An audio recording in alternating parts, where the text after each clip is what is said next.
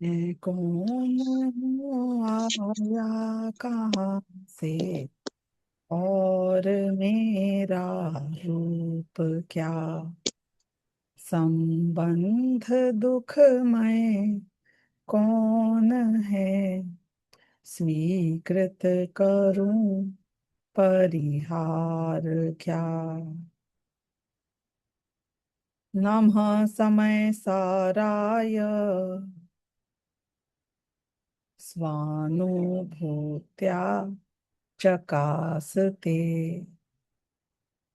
चित स्वभावाय भावाय सर्वभावांतरच्छिदे।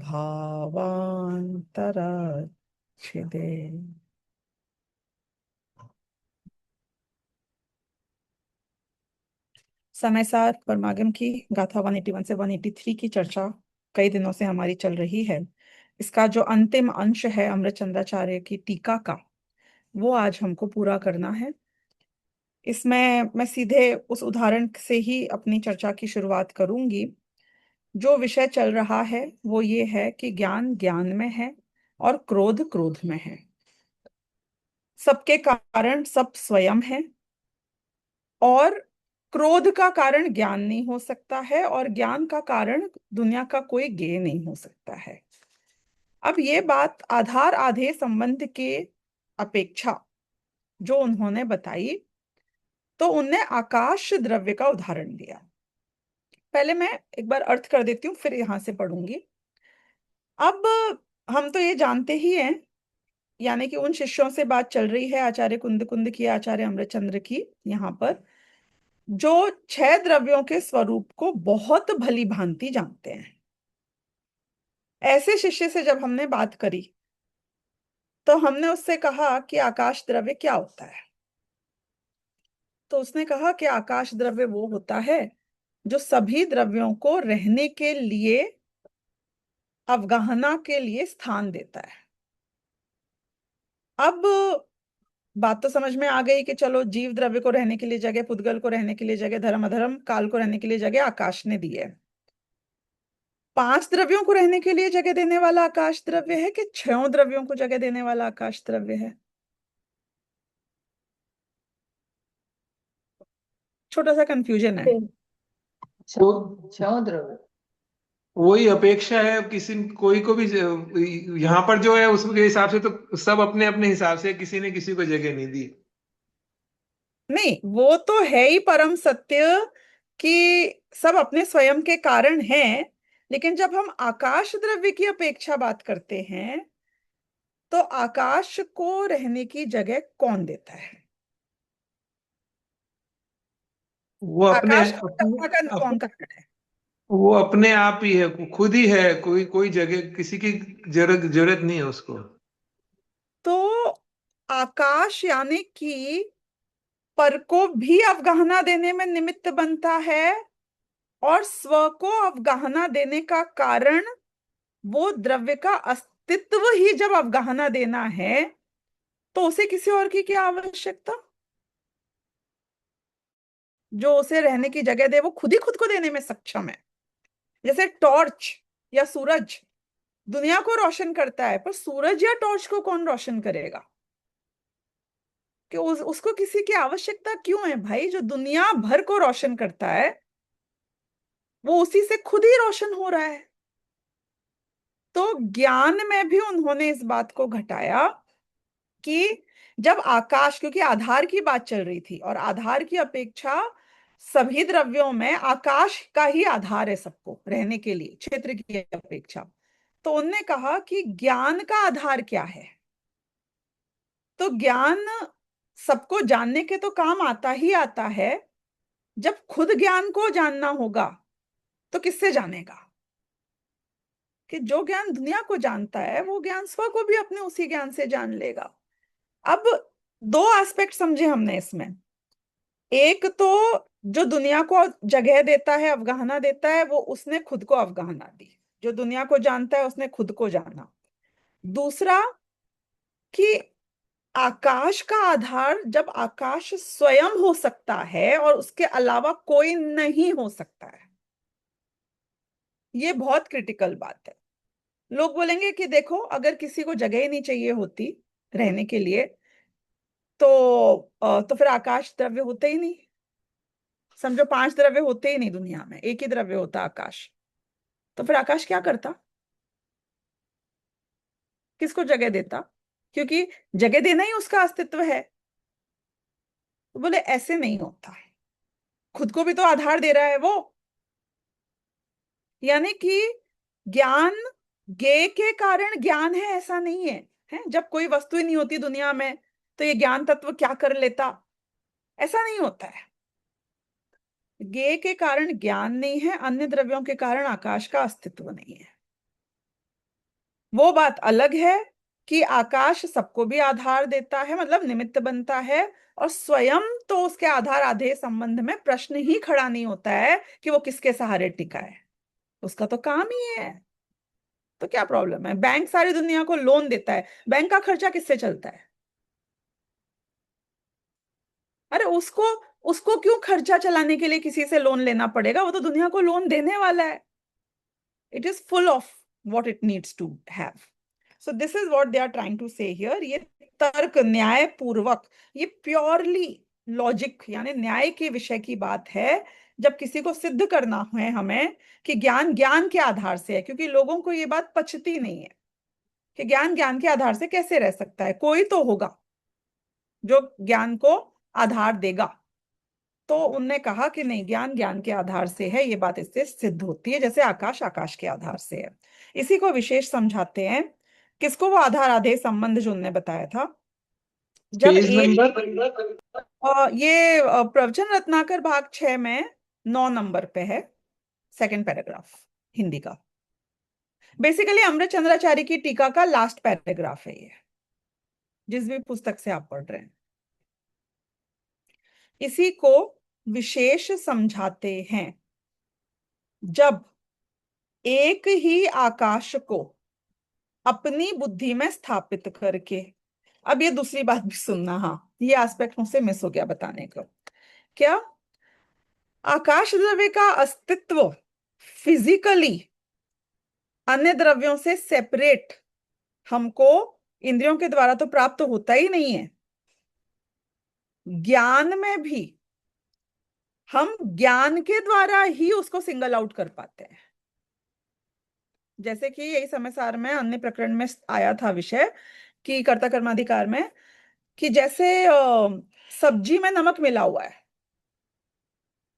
तो कोई कहता है इसमें तो नमक कम है। आपको कैसे पता चला नमक कम है? आपने क्या तोल कर देखा? डालते वक्त तो आप थे नहीं, कैमरा लगा नहीं था। तो वो बोलते हैं कि हमने सब्जी में 50 आइटम के स्वाद के बीच में चख कर ज्ञान के द्वारा खाली नमक कम है इस बात को जान लिया। तो कुछ चीजें होती हैं जो एक्चुअली सिंगल आउट नहीं होती हैं, पर ज्ञान के द्वारा हो पाती हैं। ये भाग समझ में आ गया? इसके लिए और उदाहरण दूं?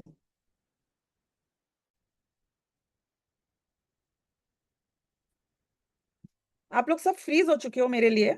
आई थिंक नेटवर्क कनेक्शन थोड़ा अनस्टेबल है। Can you hear me? We can hear you now. थोड़े समय के लिए आपका आवाज थोड़ा कट रहा था, but can hear you now. Okay. तो अ, बात मैं ये पूछ रही हूँ कि आपको ज्ञान ही सिंगल आउट करता है आकाश द्रव्य के अस्तित्व को, जैसे ज्ञान ही 50 आइटम मिली हुई सब्जी हो, उसमें नमक कम है इस बात को सिंगल आउट कर लेता है।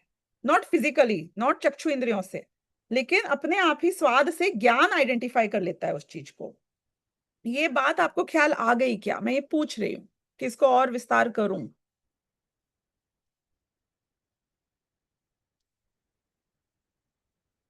विस्तार तो कर ही दीजिए। विस्तार करूं? ठीक है, विस्तार करती हूँ। देखिए, समझो एक राजा है, और वो राजा पिता भी है। तो वो राजा राजा बहुत बढ़िया है, लेकिन पिता बढ़िया नहीं है। ये बात राजा को देख के पता नहीं चलती है।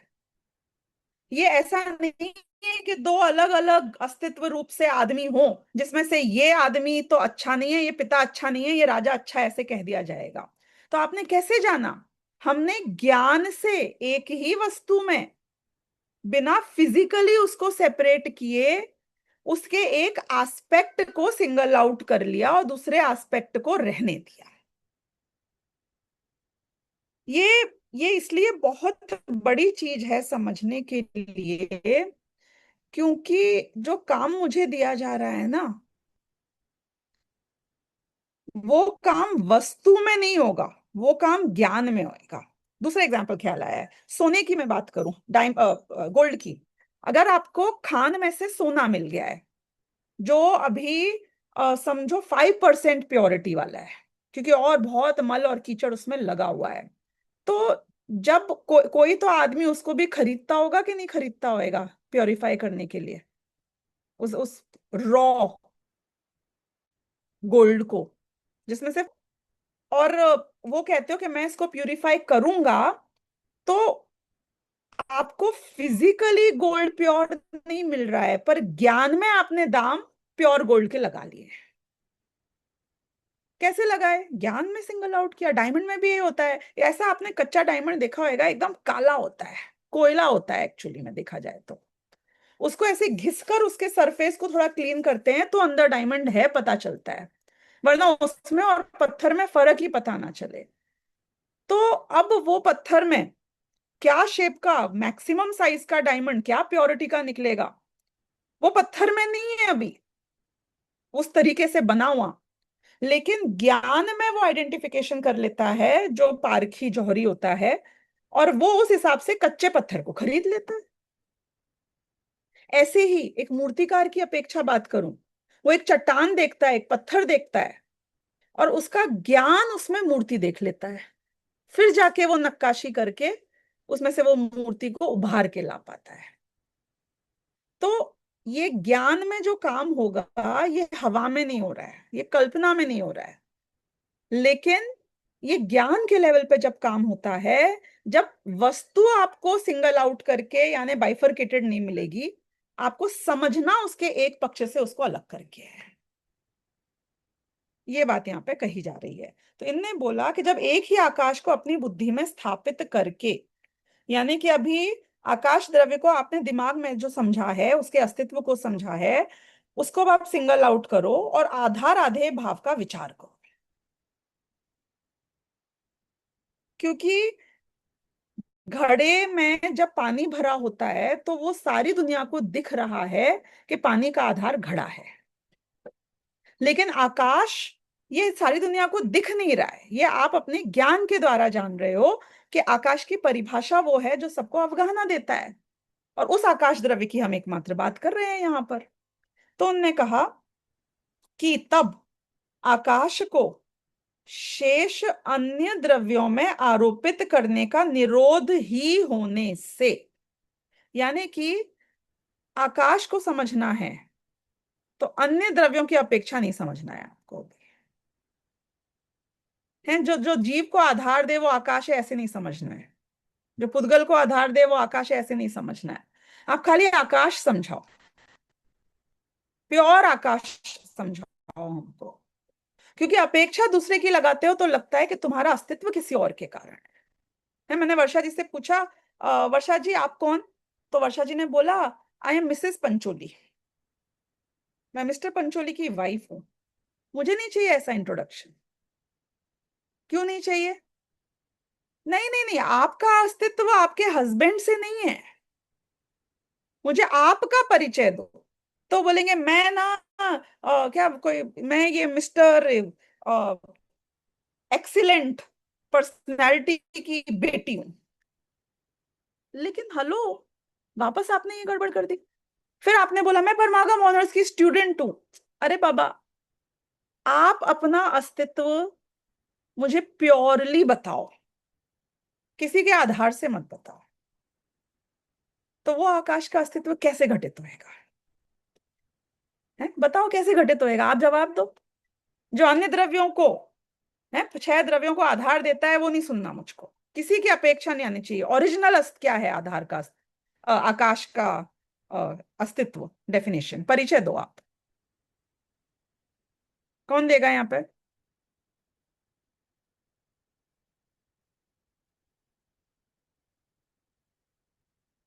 शुद्ध परिचय। आकाश तो आकाश ही है, वो जो है वही है। पर क्या उसका क्रिया, काम क्या है, फंक्शन क्या है? परिचय दो, यानी कुछ उसके बारे में भी तो बताना पड़ेगा ना। उसकी पेक्यूलियरिटी क्या है, लक्षण क्या है? हाँ। अवगाहना हेतुत्व, अब ये गाना देना। परिभाषा है। हाँ।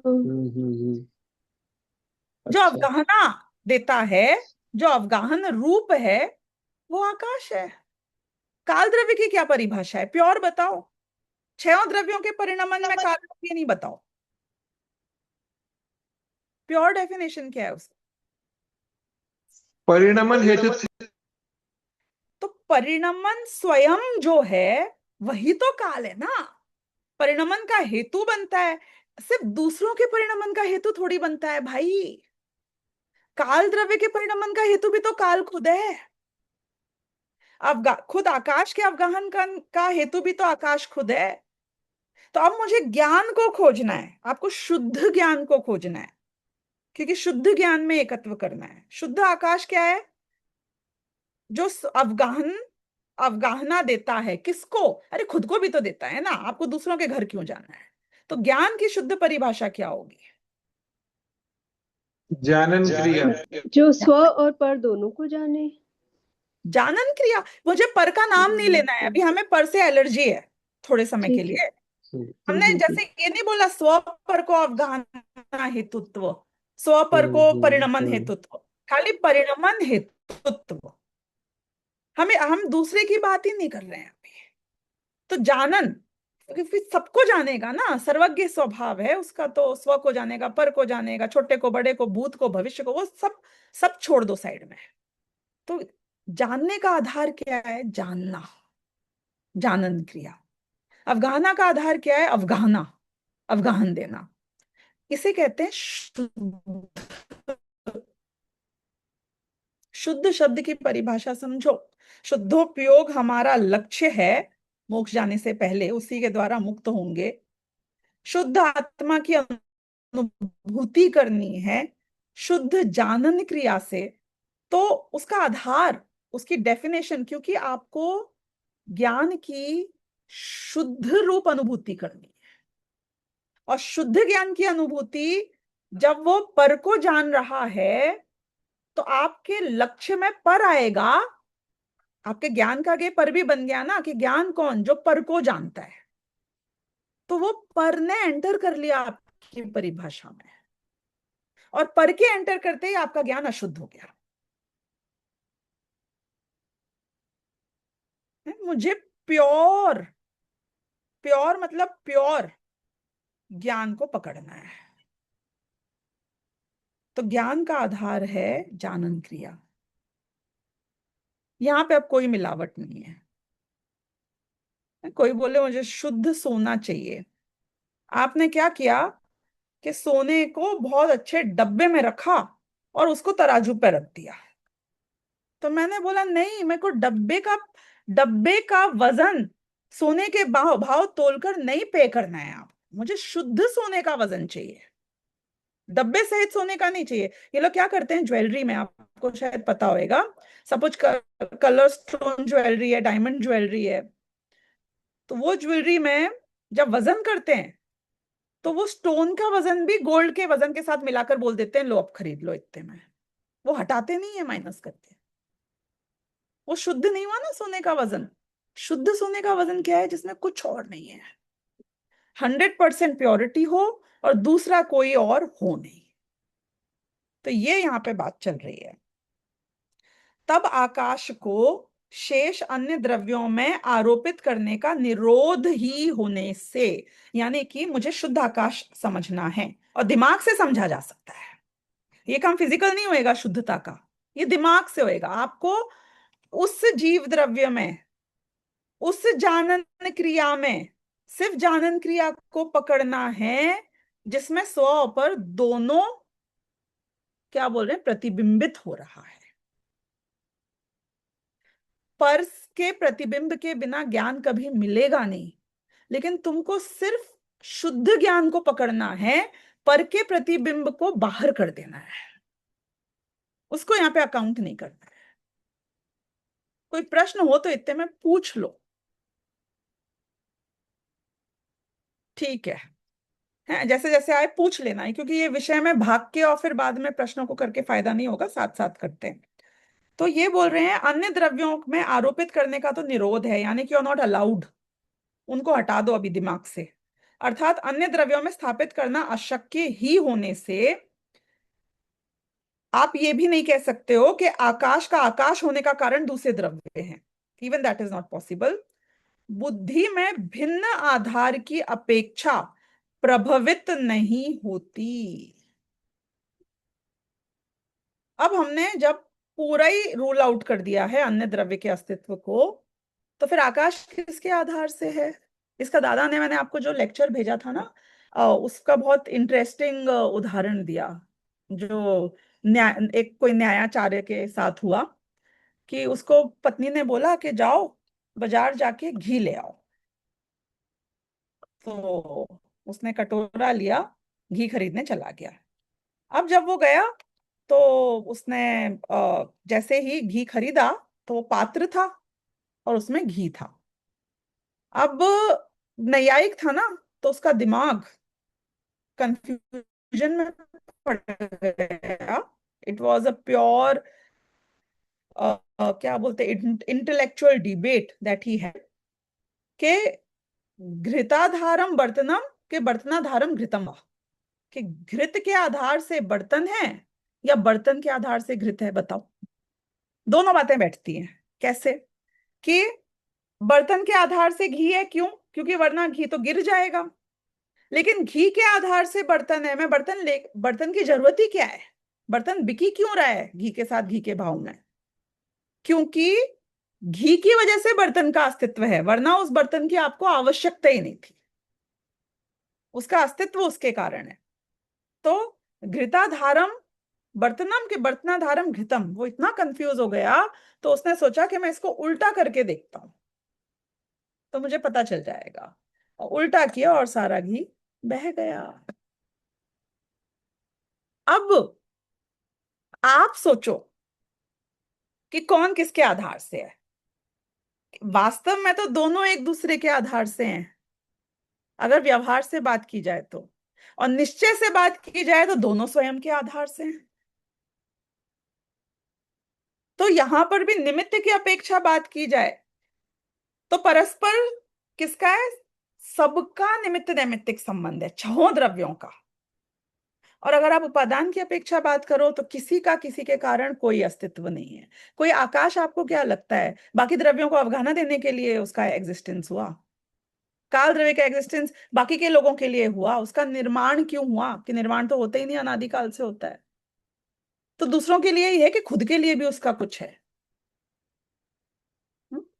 हर वस्तु सिर्फ दूसरों के लिए होती है। आप परिचय भले ही दूसरों के द्वारा दो क्योंकि दूसरों को उसी में इंटरेस्ट है, लेकिन वो खुद के लिए भी तो होती है। अरिहंत भगवान की परिचय लेते हो तो हमें किसमें बहुत रुचि आती है? जो जिनने हमें धर्म का उपदेश दिया। वाह रे वाह! तू उनको सबसे पहले नमस्कार करता है क्योंकि तेरे को उनसे जो धर्म का उपदेश मिल गया, इसीलिए तेरे दिमाग में उनकी सारी महिमा है। उनके स्वयं के अस्तित्व में आपका उपदेश देना एग्जिस्ट ही नहीं करता है। पता है आपको ये बात? अरिहंत भगवान की अपेक्षा देखो तो उनके पुण्य तो फलित हो रहा है। तीर्थंकर नाम प्रकृति जो कर्म था उसका उदय आ रहा है, जिसके कारण समवशरण है, जिसके कारण दिव्य ध्वनि है, जिसके कारण वैसा शरीर है परम औदारिक, जिसके कारण भाषा वर्गणा का परिणमन है। लेकिन खुद अरिहंत के लिए अपेक्षा देखो तो उनका पुण्य उनके लिए तो अकिंचित कर है। वो पुण्य से अरिहंत भगवान को कुछ फायदा नहीं होता है, कोई इम्पैक्ट नहीं पड़ता है, कोई लेना देना नहीं होता है। 50 लोग उन्हें गाली दे रहे होंगे और 50 लोग उनके नाम की पूजा जप रहे होंगे, उससे उन्हें कोई फर्क नहीं पड़ता है। तो अरिहंत भगवान के अस्तित्व में वो दिव्य ध्वनि है ही नहीं, वो व्यवहार से बात करते हो तुम। तो शुद्ध अरिहंत भगवान को समझा नहीं तुमने, अगर दिव्य ध्वनि को समझा तो तुमने तो अपनी अपेक्षा दे दी। हम कैसे इंट्रोडक्शन देते हैं लोगों का, पार्टियों में मिलेंगे ना, अरे ये बहुत बढ़िया आदमी है, क्यों? हमने इनसे समय सार सीखा है। ये बढ़िया हो गए क्योंकि तुमने इनसे समय सार सीखा है, बाकी इनका कोई अस्तित्व नहीं है। वर्षा जी, समीर भाई इतना ट्रांसलेशन करते हैं सारे अपने मूल ग्रंथों का, परमागम ऑनर स्टूडेंट्स को निहाल कर दिया है। बस इतना ही है आपका इंट्रोडक्शन। बाकी आप क्या हो, कौन हो, क्यों हो, कैसे हो, लोगों को वो सुनने में रुचि नहीं है। अभी उसके बाद मैं आधा घंटे आपकी पूरी कहानी बताऊं, नहीं सुननी किसी को है? हमें क्या फायदा हुआ है सुनना है? असली परिचय नहीं है, है? पर दुनिया का स्वरूप व्यवहार ऐसे ही होता है। तो हमने व्यवहार से सारे द्रव्यों का इंट्रोडक्शन लिया, आकाश कैसा है, काल कैसा है, जीव कैसा है, पुद्गल कैसा है, हर एक को अपने से रिलेट कर करके हमें उससे फायदा नुकसान क्या है, हमें क्या देता है, हमें क्या करता है, ऐसे देख लिया हमने दुनिया को। अभी ये बहुत डिफिकल्ट होने वाला है निश्चय को समझना ऐसे व्यवहारी जीवों के लिए, क्योंकि व्यवहारी जीवों की आदत, उनकी दृष्टि सिर्फ और सिर्फ तारों को जोड़कर होती है। हम स्टैंड अलोन किसी के अस्तित्व को ना कल्पना में स्वीकार करते हैं और ना उसके बारे में सुनना समझना चाहते हैं। और ये वृत्ति से हटकर अब उनने कहा है यहां तुम इस बात को समझो कि आकाश भी तुम्हें अवगाहना देने के कारण नहीं है, आकाश अपने स्वयं के कारण है, स्वयं के आधार से है। ऐसे ही ज्ञान को ज्ञेय के बिना अकेले समझना पड़ेगा, ये बात यहाँ पे हो रही है। तो बुद्धि में भिन्न आधार की अपेक्षा उद्भूत नहीं होती, यानी निश्चय से आकाश को समझोगे तो किसी और की अपेक्षा उसमें नहीं लगाओगे। तो अब ये जो मैं निश्चय व्यवहार की बात करती हूँ ना, यहाँ भी थोड़ी सी बात एक ऐड कर देती हूँ। दादा के प्रवचन में ये था, आपने सुना होगा, किसी ने अभी भी सुनने से रह गया है तो प्लीज सुन लेना, कि ये जो निश्चय व्यवहार का भेद किया गया है ये जीव की अपेक्षा ही किया गया है, ये अन्य द्रव्यों की अपेक्षा किया ही नहीं गया है। अन्य द्रव्यों में द्रव्यार्थिक पर्यायार्थिक नहीं लग जाएगा, क्योंकि हर द्रव्य में द्रव्य गुण पर्याय अपेक्षा है, लेकिन निश्चय, निश्चय ये जो वर्ड है, व्यवहार ये जो नए हैं, ये जो वर्ड है, ये सिर्फ और सिर्फ जीव की अपेक्षा और जीव में भी अध्यात्म यानी मेरी अपेक्षा लगता है। मेरा निश्चय आपके लिए व्यवहार है और आपका निश्चय मेरे लिए व्यवहार है। निश्चय मतलब it's from my unique pure absolute actual point of view.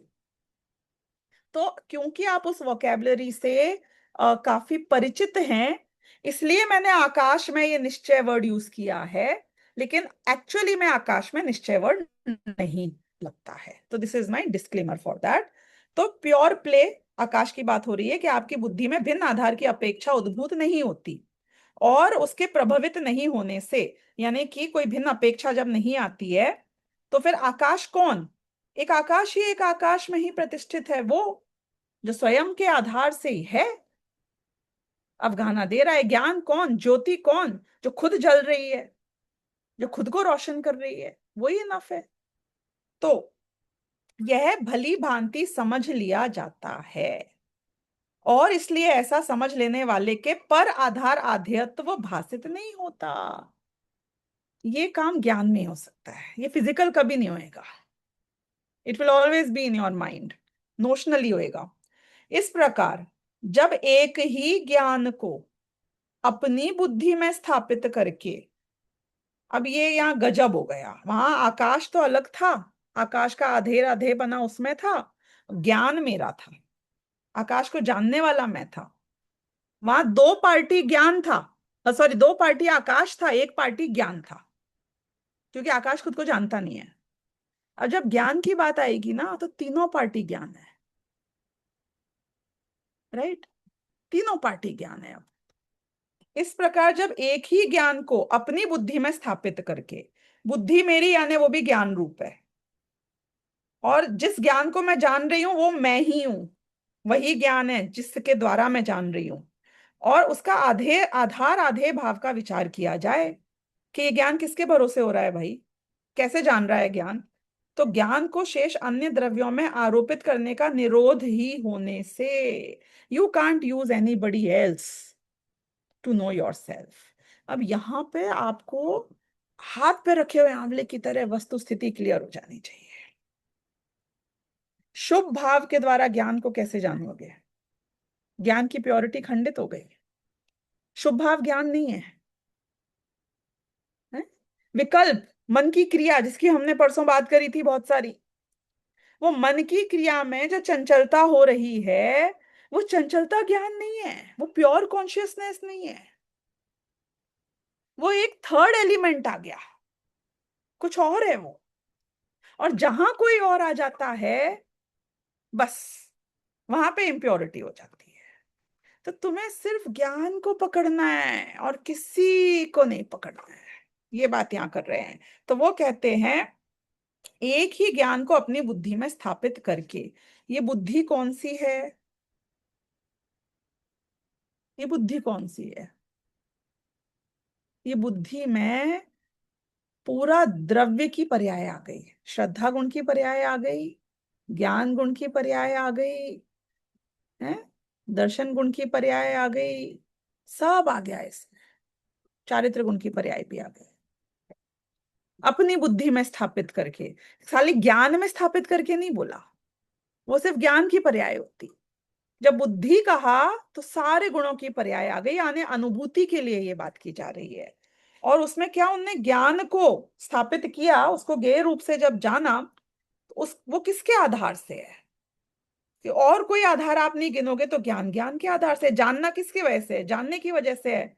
तब ज्ञान को शेष अन्य द्रव्यों में आरोपित करने का निरोध ही होने से बुद्धि में भिन्न आधार की अपेक्षा प्रभावित नहीं होती, और उसके प्रभावित नहीं होने से एक ज्ञान में ही प्रतिष्ठित है। यह भली भांति समझ लिया जाता है, और ऐसा समझ लेने वाले के पर आधार आधेयत्व भाषित नहीं होता, इसलिए ज्ञान ही ज्ञान में ही है और क्रोधादिक ही क्रोधादिक में ही है। मैंने बोला ये बहुत गुस्सा आ रहा है इस वक्त, तो ये गुस्से को जानने वाला, अभी मेरे को दो चीज समझ में आ रही है, क्योंकि गुस्सा तो दिख ही रहा है, फील हो रहा है, और गुस्से को जान रहा हूं तभी तो फील हो रहा है। पता ही नहीं चलेगा गुस्सा आ रहा है तो कैसे गुस्सा फील करोगे? इन दोनों एलिमेंट में ज्ञान के आधार से गुस्सा है कि गुस्से के आधार से ज्ञान है? अभी आपको दोनों लगेगा। गुस्से का ज्ञान हुआ तो गुस्से की वजह से ही हुआ होगा, गुस्से के आधार से गुस्से का ज्ञान हुआ है, और ज्ञान हुआ तो गुस्सा पता चला। यदि गुस्से का ज्ञान नहीं होता तो गुस्सा हो रहा है यही नहीं पता चलता, दोनों का आधार आधेय संबंध बैठ गया। ये हमारी आज की सिचुएशन, अज्ञानी की सिचुएशन। हम क्रोध के आधार से ज्ञान को जानते हैं और ज्ञान के आधार से क्रोध को जानते हैं। हम बात भी करते हैं तो कैसे करते हैं कि ये विकल्प को जानने वाला मैं, तो विकल्प आ गया ना। आप यदि सांस को जानने वाला मैं, तो सांस आ गई ना, है? नाक की नोक को जानने वाला मैं, तो नाक आ गई। यानी कि हर बार हम कोई ना कोई के आधार से आत्मा को जानने का प्रयास करते हैं। ये मूलभूत बात है, very very critical to understand. जब आप मेडिटेशन में बैठे हो, रीढ़ की हड्डी से आत्मा को सीधा करके आत्मा को जानने की कोशिश कर रहे हो, रीढ़ की हड्डी के आधार से है हमारा आत्मा का अस्तित्व।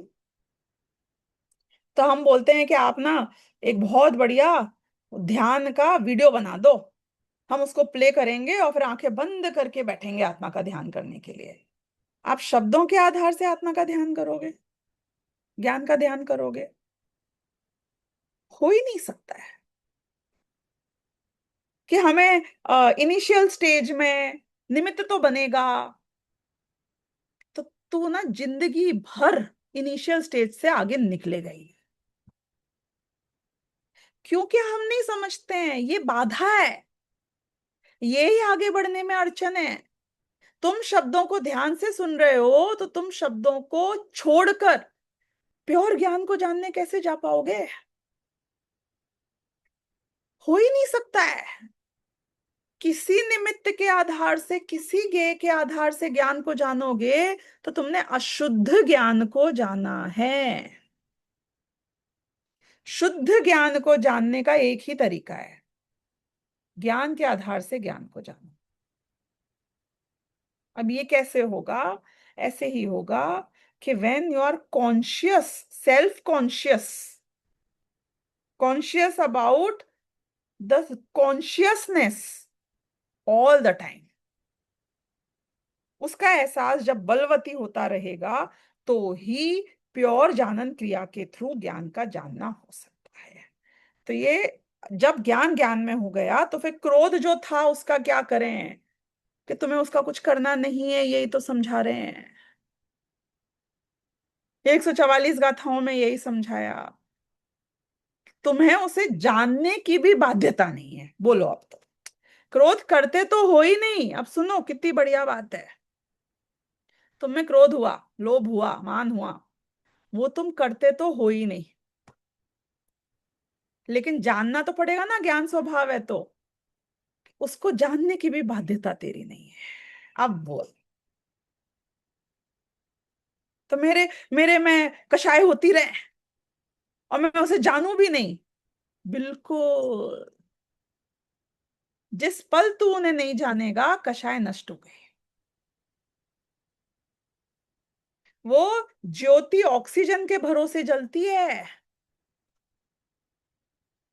उसका ऑक्सीजन खत्म तो वो अपने आप बंद हो जाएगी।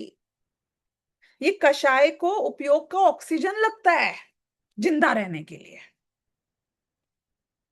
अगर उपयोग का ऑक्सीजन गया तो कषाय को तेको टेंशन लेने की जरूरत ही नहीं है, वो टिक ही नहीं सकती है, खत्म। कि नहीं नहीं नहीं, वो परिणमन में पड़ी रहेगी, अनंतानुबंधी गई है, अप्रत्याख्यानावरण है, तू रहना उपयोग में, सारी चली जाएंगी अंतर मुहूर्त में, तू चिंता क्यों करता है?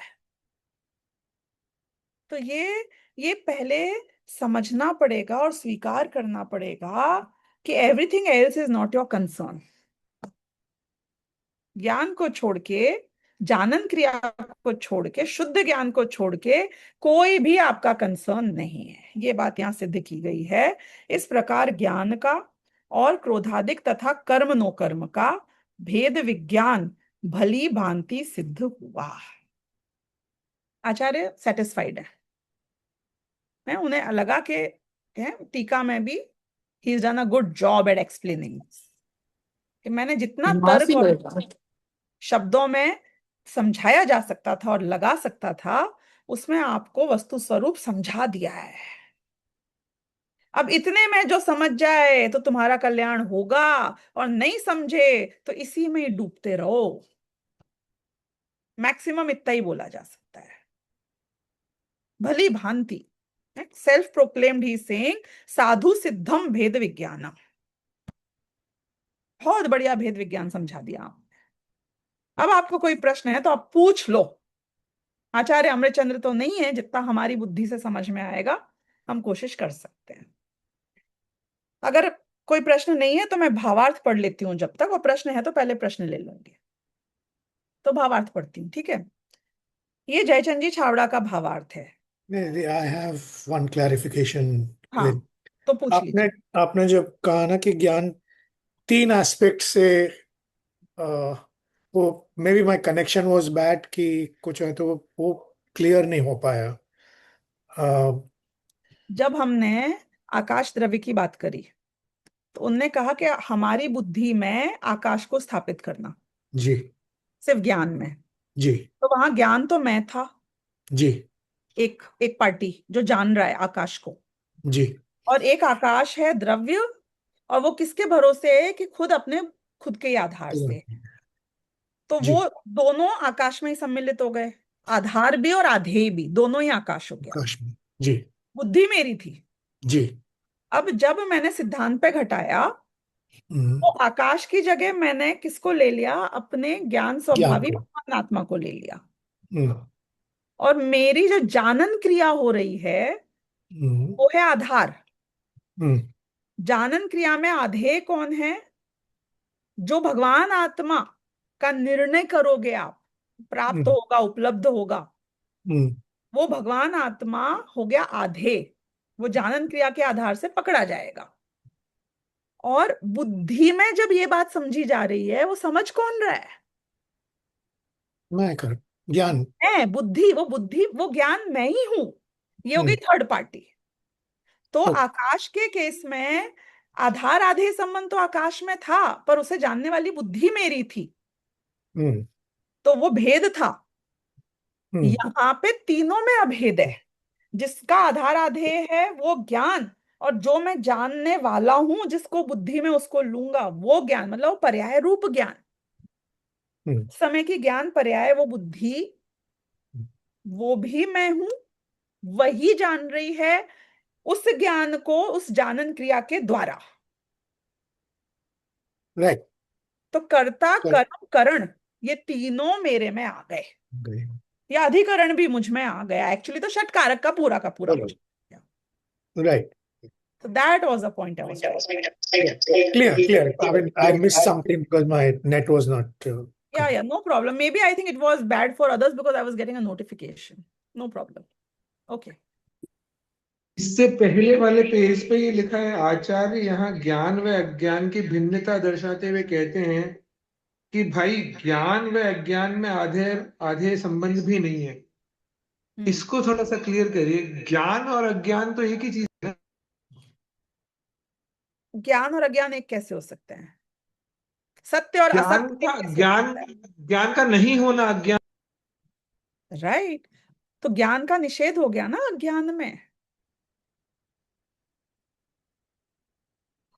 ज्ञान और अज्ञान तो एक एक रोशनी है और एक अंधेरा है। जहां ज्ञान नहीं है वो अज्ञान है। अज्ञान मतलब ज्ञान का नहीं होना। तो ज्ञान का होना और नहीं होना एक सा कैसे हो सकता है? और अज्ञान की डेफिनेशन उनने दी कि जो जो ज्ञान जानन क्रिया रूप नहीं है, शुद्ध जानन क्रिया नहीं है, वो सब अज्ञान में डालना।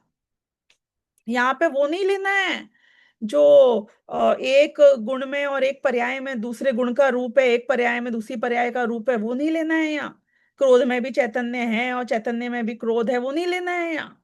ज्ञान सामान्य में तो ज्ञान और अज्ञान दोनों आते होंगे। ज्ञान सामान्य में तो सिर्फ ज्ञान नहीं आएगा ना। ज्ञान सामान्य में सिर्फ ज्ञान आएगा। यहाँ पे सुनो सुनो, आप किन दो चीजों में कंफ्यूज हो रहे हो मैं समझ गई हूं। एक है ज्ञान का ही मिथ्या रूप जिसको आप पकड़ रहे हो अज्ञान में। यहां पे अभी वो नहीं पकड़ा जा रहा है। आप बोल रहे हो सही जानना और गलत जानना, दोनों में जानना तो सेम है। अभी हम मिथ्या ज्ञान को नहीं पकड़ रहे हैं, खाली अज्ञान को। मिथ्या ज्ञान के ज्ञान नहीं होने को पकड़ अज्ञान। रहे हैं। हाँ, ज्ञान के नहीं होने को पकड़ रहे हैं। अभी यहां पर हमें, आप okay, let me just take 2 steps back and take it from the top. हम क्या कर रहे हैं? ये पूरी एक्सरसाइज क्या चल रही है? मेरे को ठोस मैं कौन हूं ये जानना है। मैं मुझे वो एलिमेंट बताओ जो मैं हूं। क्योंकि बहुत चीजें हैं यहाँ पे, बहुत कंफ्यूजन है। मैंने आईने के सामने जाके देखा तो मुझे बाल भी दिखे और मुझे चेहरा भी दिखा, और समझो जिसकी दाढ़ी मूछ है वो भी दिखा, कपड़े भी दिखे, टोपा भी दिखा। इस सब में मैं कौन हूं आप थोड़ा क्लैरिटी कर सकते हो? उनने बोला ये कपड़े तो तू हो नहीं सकता है, ये तो रोज बदल लेता है। ये बाल भी कट जाते हैं, तुझे प्रॉब्लम नहीं होती है, दाढ़ी को तू खुद शेव कर लेता है। तो जब तू तेरा एलिमेंट है, कभी आप शेविंग करने के लिए सर्जरी रूम में गए एक डॉक्टर के पास ऑपरेशन कराने को? तब आपने क्या निर्णय किया कि ये बाल मैं नहीं हूं, क्योंकि जो ये शरीर है बाकी का वो मैं हूं। क्योंकि जब बाल काटने होते हैं तो लोग खुद ही शेव कर लेते हैं, कभी अपने हाथ से काट के भी शेव कर लेते हैं, किसी से भी कटवा लेते हैं। लेकिन जब ये बाल से 1 सेंटीमीटर नीचे जाके ब्रेन को कट कर आना होएगा, तो आप स्पेशलिस्ट के पास जाओगे, क्योंकि वो तो मैं हूं। बाल कम ज्यादा कट गया तो प्रॉब्लम नहीं, इधर एक इधर का उधर कट गया मैं गया। तो आपने निर्णय लिया ना शरीर के केस में कि पहले डिसाइड करो कि मैं कौन हूं, और कौन सा डिस्पेंसेबल मैं हूं, और कौन सा इनडिस्पेंसेबल मैं हूं। ऐसे हम निर्णय लेते हैं हर चीज का। अब हमको निर्णय लेना था कि आप असली में मुझे बताओ मैं कौन हूं। क्योंकि आपको आचार्यों ने कहा कि सुन, ये मनुष्य गति चली जाएगी, ये शरीर चला जाएगा, तू बच्चे का बूढ़ा हो जाएगा, कुछ फर्क नहीं पड़ता है, तू शरीर तो है ही नहीं। तो इसने बोला अच्छा, ये बात तो मेरे को समझ में आ गई, क्योंकि मैं ही दूसरे मनुष्य के शरीर में भी चला जाता हूँ, या तिर्यंच नारकी के शरीर में या देव के शरीर में भी चला जाता हूँ। ओके, ये बात पच गई हमको कि शरीर से भिन्न आत्मा मैं हूं। अब दूसरे लेवल का ऑपरेशन चालू हुआ। दूसरे लेवल का कि जो एक गति से दूसरी गति जाता है वो तो मैं हूं ना, कि नहीं हूं? ये भी कंफर्म कर दो एक बार प्लीज। राइट है कि रॉन्ग है? तो बोलते हैं जो एक गति से दूसरे गति में जाता है पूरा का पूरा, असंख्यात प्रदेशों में, विकारी अविकारी पर्यायों सहित, एक्चुअली में वो पूरा तू नहीं है। वो पूरा तू नहीं है। क्यों? क्योंकि उसमें भी दो अंश हैं। एक द्रव्य अंश है, जो निगोद में सोही मुझ में सोही मोक्ष मंझार, वो तो वैसा का वैसा तू ही बना रहता है। एक जो पर्याय अंश है, वो तेरा निगोद में अलग है, मनुष्य में अलग है, मोक्ष में अलग है, तीव्र कषाय में अलग है, मंद कषाय में अलग है, कषाय रहित अलग है। यानी ये पर्याय जो अंश है, ये पर्याय अंश तेरा उतना सगा नहीं है जितना सगा तेरा द्रव्य अंश है। तो हमने कहा चलो ये बात समझ में आई। फिर हमने बोला कि तो सारी पर्यायों को हटा दूं तो द्रव्य बचेगा ही नहीं, क्योंकि ज्ञान जानन क्रिया में रहता है। सारी पर्यायों को हटा दोगे तो द्रव्य का अस्तित्व पर्यायों के बिना तो होता ही नहीं है। तो उनने बोला सुनो, तुमको पहली बात वस्तु से कुछ नहीं हटाना है, तुम्हें बुद्धि में ये काम करना होगा। ये बात समझ में आ गई कि हाँ? ये बात समझ में आ गई। दूसरी बात, ये पूरे समय सार की ये बेसिक टोन है, बहुत लोगों को शायद नहीं पता हो, मैं क्लैरिफाई कर रही हूं। जो स्वाभाविक पर्याय है उसका कर्तापना माना है, उसको दृष्टि से इस गाथा में नहीं हटाया है। केवल ज्ञान में है ये नहीं बोला उनने, सम्यक ज्ञान में ये नहीं बोला, पर्याय मात्र से भेद विज्ञान नहीं कराया अभी इस गाथा में, इन गाथाओं में भेद विज्ञान में। जो स्वाभाविक पर्याय हैं वो दृष्टि का विषय नहीं बनती हैं, पर हमें उसके कर्तापने से ऐतराज नहीं है। मतलब जो स्वाभाविक पर्याय हैं वो पर्याय मात्र तो रहेगी ना द्रव्य में, क्योंकि पर्याय के बिना द्रव्य का अस्तित्व नहीं होता है। तो पर्याय की अखंडता को तो लिया, पर्याय की खंडता को दृष्टि के विषय में से हटाया। अब मैंने कहा मुझे आप वो समझाओ। देखो मुझे समर्पित होना है, मेरी श्रद्धा को समर्पित होना है, मेरी बुद्धि को एकत्व करना है। क्योंकि मैं अगर एक क्रिकेट मैच भी देखने जाता हूं ना, तो मैं पहले पूछता हूं अपनी टीम कौन सी है। क्योंकि जब तक पता ही नहीं है अपनी टीम कौन सी है, तो मैं क्या देख रहा हूं, किसको जिताना चाहते हो तुम, किसके लिए तुम वहां पे बैठे हुए हो। ऐसे नहीं होता है खेल। पता होना चाहिए अपनी साइड कौन सी है। यहाँ पे हम क्या पूछ रहे हैं, ये द्रव्य जिसको मैं समझ रहा हूं, मतलब मैं मेरे अस्तित्व को जो समझ रहा हूं, उसमें मैं रियल मैं कौन हूं भाई, ये बता दो आप। तो एक्चुअल मैं कौन सा हूं जिसमें मुझे एकत्व करना है, जिसकी मुझे साइड लेनी है, जिसकी श्रद्धा समर्पित होनी है। जिसमें मैं निश्चिंत हो सकूं कि okay this this part is me. तो उनने कहा कि तुम खुद को अपने सामान्य एस्पेक्ट से पकड़ो। सामान्य एस्पेक्ट से पकड़ो यानी कि जनरलाइज करो। जनरलाइज करो यानी कि द्रव्य पक्ष को पकड़ो। जानन क्रिया में जब द्रव्य को पकड़ा जाएगा तो कौन सा द्रव्य आएगा? ज्ञान स्वभावी द्रव्य पकड़ में आएगा। क्योंकि जानन क्रिया में जो सामान्य एस्पेक्ट है, द्रव्य एस्पेक्ट है, वो जानने रूप है, ज्ञानानंद स्वभावी है, हम कहते हैं बार बार। और ज्ञान का नाम दिया उपयोग, यानी कि ज्ञान कोई तिजोरी में रखी हुई वस्तु नहीं है जिसका ताला बंद कर दिया हो और वहां ठस पड़ी हो। ज्ञान एक एक्टिव एलिमेंट है। उपयोग प्रति समय जानन क्रिया में ही जाना जाता है। बहती हुई नदी है ये। अगर तुम रखी हुई देखोगे तो तालाब कह सकते हो, वो नदी नहीं है। तो ज्ञान हमेशा जानन क्रिया में पकड़ा जाएगा। तो उनने कहा कि अभी ऑपरेशन चल रहा है और बहुत शार्प ऑपरेशन चल रहा है, क्योंकि जानन क्रिया में किसके आधार से है जानन क्रिया? मैं किस में जाके अपनी श्रद्धा को स्थापित करूं कि जानन क्रिया के आधार से है और कुछ नहीं है। नहीं नहीं, जिसमें मैं अपनी कषायों को जानता हूँ, राग को जानता हूँ, पर को जानता हूँ, वही है ना जानन क्रिया।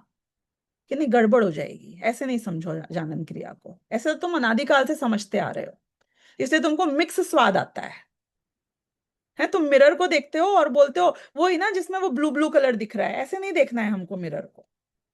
ब्लू कलर उसमें रिफ्लेक्ट हो रहा है मिरर में, तुम बोलते हो ब्लू कलर है, वो ही है ना मिरर। तुम ब्लू पकड़ रहे हो मिरर को, तो वो ब्लू कलर नॉन मिरर है, लेकिन तुमको उसमें सिर्फ मिरर को पकड़ना है।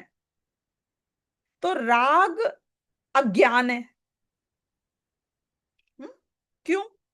क्योंकि ज्ञान नहीं है ना, वो जानन क्रिया नहीं है। राग राग तो जुड़ने की क्रिया है। जानना और जुड़ने में बहुत बड़ा फर्क है। मैं बहुत वस्तुओं को जान सकता हूं, मैं जुड़ता नहीं हूं हर एक से। आप दोनों को सेम कैसे बोल सकते हो? आप मुझे लॉजिक बताओ, आप दोनों को सेम कैसे बोल सकते हो? हाँ, ये बात है, संसारी जीव जानता है तो राग सहित ही जानता है, वो दूसरी बात है, उससे कोई मतलब नहीं है। लेकिन हमको भी ये एहसास होता है कि जानने में और राग होने में बहुत बड़ा अंतर है। तो उनने बोला कि राग को जाना, उसमें जो जानना है वो तू है और राग है वो तू नहीं है। बोले अब ऐसा जानना बंद करो, जो राग को जानने में राग मैं नहीं हूं, जानना मैं हूं, ऐसी बात करे। अब तुम जानने को ही जानो है। अब तुम जानन क्रिया को जानन क्रिया के आधार से ही पकड़ो, जिसमें दूसरे गेय झलकते हैं उस आधार से मत पकड़ो। प्योर इंट्रोडक्शन दो जानन क्रिया का मुझे। तो जो पर्याय जानन क्रिया को एक्नॉलेज करेगी वो पर्याय स्वाभाविक पर्याय है। तो वो पर्याय हो रही है कि नहीं हो रही है? हो रही है। हमें क्या प्रॉब्लम है? दृष्टि के विषय में पर्याय सम्मिलित है कि नहीं है? जानने वाले के रूप से सम्मिलित है, हमें उसमें कोई प्रॉब्लम नहीं है। तो आपको चलेगा कि हाँ चलेगा, हमें चलेगा। उसके बिना तो उस जानन क्रिया को जानन क्रिया के बिना जाना ही नहीं जा सकता है। तो पर आप बोलते हो वो जो राग को जान रहा है वो ज्ञान है, ये नहीं चलेगा। क्यों? क्योंकि तुम राग को पिक्चर में लेके आए हो ना। ये एक्सरसाइज प्ले करो खुद के साथ, अपना इंट्रोडक्शन दो बिना किसी के निमित्त के। मैं कह रही हूं आप जानन क्रिया तक पहुंच जाओगे, बहुत मजा आएगा। करके देखो इसको आप। अपना इंट्रोडक्शन दो जिसमें कोई और एलिमेंट नहीं आना चाहिए। ट्राई करना है अभी लाइव, करो, बोलो किसको करना है ट्राई? वर्षा जी आपको करना है? जिसको करना है, समीर भाई आप करो, पीयूष जी आप करो, अनामिका जी जिसको करना है करो, मृदु जी, उषा जी, निर्मल जी, जितने लोग के वीडियो खुले हैं उनका नाम ले लिया मैं। हाँ, जिसको ट्रायल लेना है, इंट्रोडक्शन दो आपका।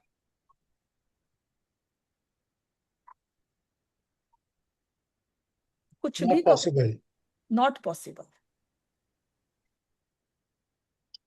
मुझे पता है आप सोच रहे हो नहीं नहीं पहुंच पाओगे, इम्पॉसिबल टास्क है। मनुष्य बोलोगे तो तुमने मनुष्य के साथ जोड़ दिया अपने आप को। बोलो मंद कषाय धर्मात्मा बोलोगे तो तुमने कषाय से जोड़ दिया है। प्योर इंट्रोडक्शन दो ना आपके अस्तित्व का, जिसमें आप एक्चुअल एग्जिस्ट करते हो। जानन क्रिया पे ही जाके अंत होएगा। वो कह रहे हैं कि तो तुम जानन क्रिया से शुरू करो और जानन क्रिया पे ही अंत करो ना, तो तुम्हें आत्मा की अनुभूति हो जाएगी। हम आधार ढूंढते हैं, हम सहारा ढूंढते हैं। आत्मा को जानना है, जानन क्रिया को जानना है, हम सहारा ढूंढते हैं। ये गड़बड़ हो रही है। और मैंने तो 150 बार समझो गुरुदेव के वही पेजेस पढ़ लिए हैं, और 150वीं बार आज भी जब वापस पढ़ा ना, मुझे ये स्ट्रांगली फील हुआ, हम सबकी आत्मानुभूति के लिए अटका हुआ जो एक पॉइंट है वो यही है। कौन सा? कि जहां हमें ये लगता है अभी तो ये समय सार पढ़ रहे हैं, अभी तो हम इसके बारे में विचार कर रहे हैं, ऐसे ही आत्मा की अनुभूति हो जाएगी। हम यहीं अटके हुए हैं एग्जैक्टली। क्योंकि पढ़ के नहीं होगी, शुभ भाव से नहीं होगी, पुण्य भाव से नहीं होगी, विचारों से नहीं होगी, विकल्पों से नहीं होगी। हमने संकल्प ले लिया है, संकल्प से भी नहीं होगी। क्योंकि ये सब अज्ञान रूप परिणाम है, ये राग रूप परिणाम है। अज्ञान से ज्ञान कैसे होएगा भाई? राग से ज्ञान कैसे होगा? शास्त्र पढ़ने से ज्ञान की अनुभूति कैसे होगी? दूसरा एलिमेंट आ गया ना, बस ये गड़बड़ है। प्योर बात करो, प्योर, कोई एलिमेंट नहीं आ सकता है।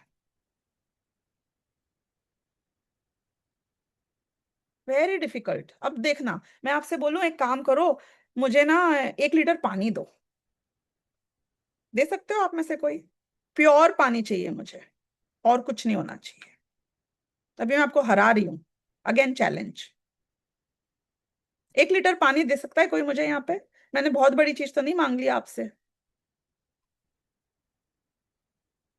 आप बोलोगे हाँ हम दे देंगे, एक जग में दे देंगे, एक बोतल में दे देंगे। अरे हार गए ना आप। जग नहीं होना चाहिए, बोतल नहीं होनी चाहिए, पात्र नहीं होना चाहिए, प्योर पानी दो मुझे 1 लीटर लाके।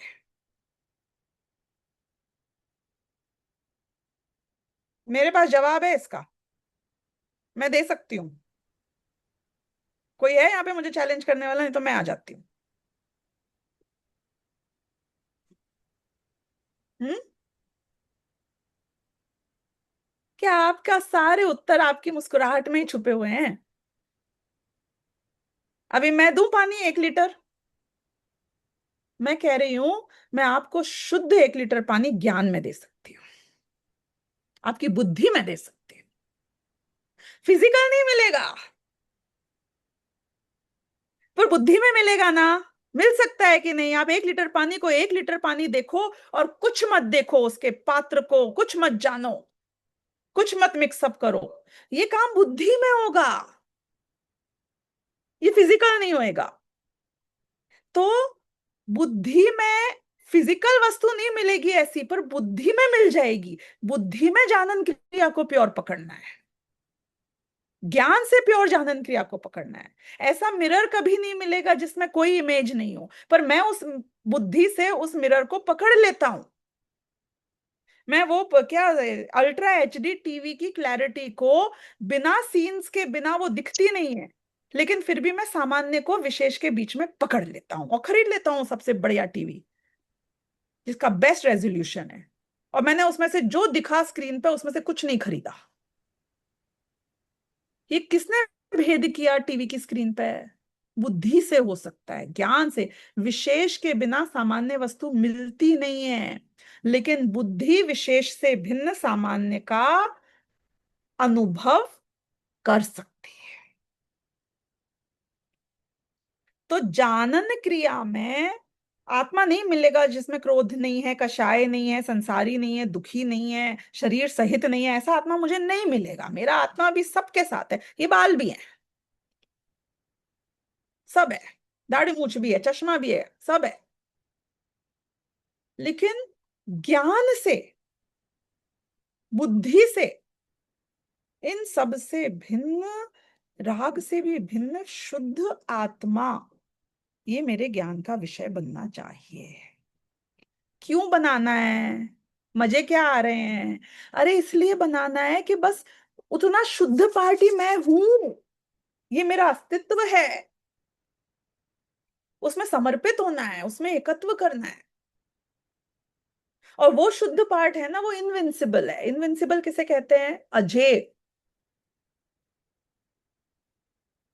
जिसको कुछ नहीं होता है, वो जादुई है। और जब मैं इतना बड़ा जादुई एंटिटी बन जाता हूं, तो मेरे आनंद का तो ठिकाना ही नहीं रहेगा ना। क्योंकि अब मुझे विश्वास हो गया है, ये श्रद्धा, पक्का विश्वास हो गया है, क्या मुझे कुछ नहीं होता है। मैं तो हर परिस्थिति में वैसा का वैसा हूं। अगली गाथाओं में आने वाला है अभी यही। सोने को जला दो, उबाल दो, तपा दो, सोने को कोई प्रॉब्लम नहीं है। मैं आपको धमकी दूं, आपके सोने को उबाल के रख दूंगी, इतने बड़े आग के उसमें डाल दूंगी। आप हंसोगे, डाल दो, हमें क्या है? सोना थोड़ी खत्म हो जाएगा, सोना पिघलेगा, वापस जम जाएगा, सोना तो सोना रहेगा। घर में आग लगा के आप मेरा सोना नष्ट नहीं कर सकते हो। नोट नष्ट कर सकते हो, सोना नष्ट नहीं कर सकते हो। ऐसा सोने जैसा शुद्ध मैं, जिसको दुनिया की कोई चीज का कोई खतरा ही नहीं है भाई साहब। आनंद नहीं आएगा तो और क्या होएगा बताओ? ऐसी स्वाधीनता में सारे भय खत्म नहीं होंगे। हमको कछु भय ना रे, निशंक कैसे नहीं होएगा ज्ञानी? कोई प्रॉब्लम ही नहीं है उसको अब लाइफ में।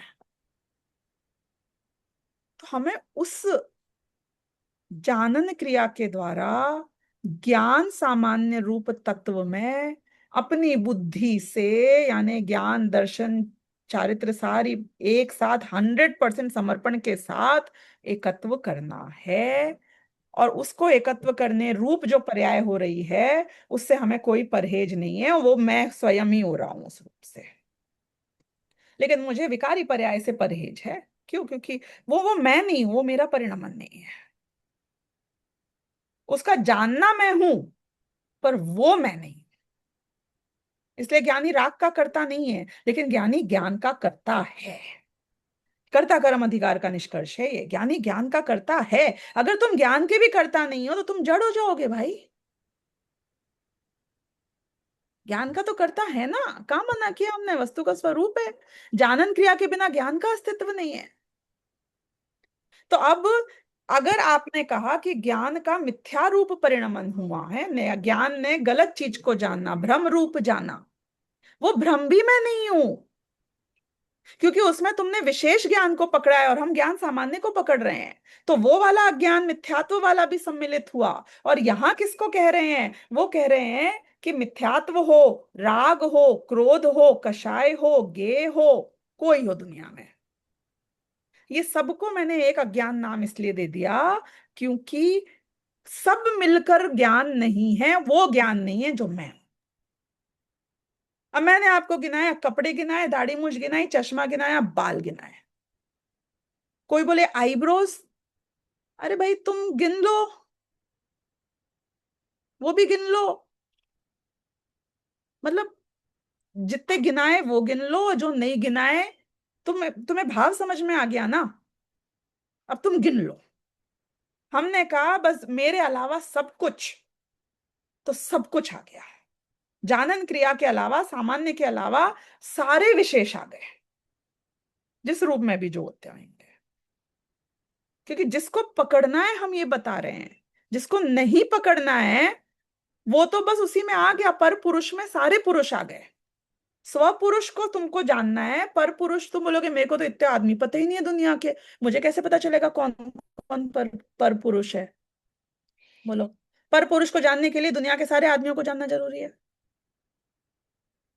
खाली स्व पुरुष को जानना इनफ है, क्योंकि जो स्व पुरुष नहीं है वो सब पर पुरुष है। काम खत्म हो गया। बहुत सिंपल है, स्ट्रेट फॉरवर्ड। जो जानन क्रिया नहीं है उस सबको अज्ञान में डालना है यहाँ पे, होलसेल। दूसरा विकल्प, डोंट बैट योर आईज कि नहीं नहीं ये तो सच्चे गुरु हैं, ये तो सच्चे देव हैं, ये तो जिनवाणी हैं, ये साक्षात दिव्य ध्वनि है। अरे भाई साहब, अज्ञान, दिव्य ध्वनि अज्ञान है? आपका दिमाग खराब हो गया है।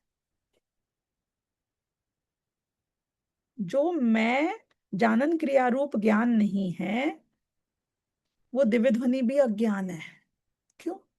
क्योंकि आप समझे ही नहीं अज्ञान की परिभाषा क्या है। यहाँ लिखी है, लाइन लिखी है स्पष्ट रूप से, इस प्रकार ज्ञान और अज्ञान में आधार आधेयत्व नहीं है, यानी ज्ञान से भिन्न जो है वो सब अज्ञान में आ गया। यहाँ जिससे एकत्व नहीं करना है, जिससे दृष्टि के विषय में नहीं लेना है, वो सब अज्ञान है। और ये ऐसा यहां नहीं कहा है माइंड यू। जब आप अनुभूति के काल में बैठो, भेद विज्ञान करो, तो इस ज्ञान के अलावा हर चीज को आपको पर की श्रेणी में, अज्ञान की श्रेणी में, उस श्रेणी में जिसको मुझे गौण कर देना है, जिसे मुझे जानना ही नहीं है, देखना ही नहीं है, वो मेरे ज्ञान में झलके तो झलके, मुझे नहीं जानना है। I am not interested basically, and I will not पे एनी अटेंशन बेसिकली। तो उन सब अज्ञान को दृष्टि से हटा दो, बस ज्ञान को दृष्टि में रखो, जानन क्रिया को दृष्टि में रखो। ये शुद्ध ज्ञान है, ये शुद्ध उपयोग है। उपयोग है, जानन क्रिया को उपयोग बोलते हैं। ये शुद्ध जानन क्रिया है, जो जानन क्रिया को ही जान रही है। पीयूष जी, आई होप वापस से सुनना पड़ेगा, लेकिन क्लियर हुआ है। दिमाग बोल रहा है क्लियर तो हुआ है, लेकिन वापस सुनना पड़ेगा। नहीं, ऐसा ही होता है, आप सही बोल रहे हो। ये जितनी भी बातें अनुभूति की होती है ना, मैं भी समझो गुरुदेव के कई सेंटेंसेस तो होते हैं ना, 20 बार 25 बार वही बैक टू बैक। क्योंकि जो अनुभूति की चीज होती है ना, अरे हम नहीं है अकलंक निकलंक भाई, कैसे एक बार में सारा समा जाएगा? और अनुभूति की चीज है वो, ये पहले शब्दों में सुनते हैं, फिर अर्थ से सुनते हैं, फिर कनेक्ट करते हैं, फिर आंख बंद करके रट लेते हैं, फिर वापस फील करते हैं। मतलब ये वैसी वाली बातें हैं, अनुभूति वाली बातें सारी की सारी। ठीक है, बहुत बढ़िया। तो और कोई प्रश्न है? नहीं है? बढ़िया है। ठीक है, अभी तो रिवीजन के लिए काम है। तो आज का समय तो पूरा हो गया है, तो अपनी बात अभी यहीं पूरी करते हैं। ये भावार्थ और फिर अगला जो कलश है ये साथ में ले लूंगी कल। कल मतलब मंडे फिर अब। ठीक है, ओके। सहजानंदी शुद्ध स्वरूपी अविनाशी हूँ आत्मस्वरूप। सहजानंदी शुद्ध स्वरूपी अविनाशी हूँ आत्मस्वरूप। सहजानंदी शुद्ध स्वरूपी अविनाशी हूँ आत्मस्वरूप। निज की निधि निज में बताई, यह अनंत उपकार है। इसके लिए जिन वाणी माँ को वंदना शत बार है, वंदना शत बार है। 9 बार का।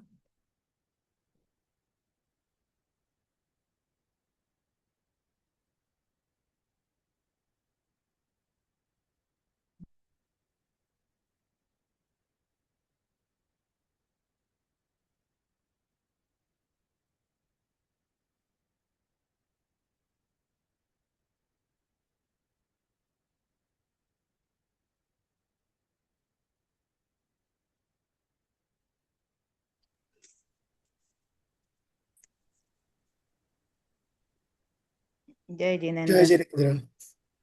जय जिनेन्द्र। जय जिनेन्द्र। जय जिनेन्द्र। जय जिनेन्द्र।